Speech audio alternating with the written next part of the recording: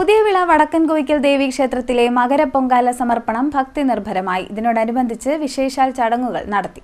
പുതിയവിള വടക്കൻ കോയിക്കൽ ദേവി ക്ഷേത്രത്തിൽ മകരപ്പൊങ്കാല ഭക്തിസാന്ദ്രമായ അന്തരീക്ഷത്തിൽ നടന്നു. രാവിലെ 5:45 ക്ഷേത്ര മേൽശാന്തി അനന്തു ഭദ്രദീപം തെളിയിച്ച് പണ്ടാര അടുപ്പിൽ തീ പകർന്നു.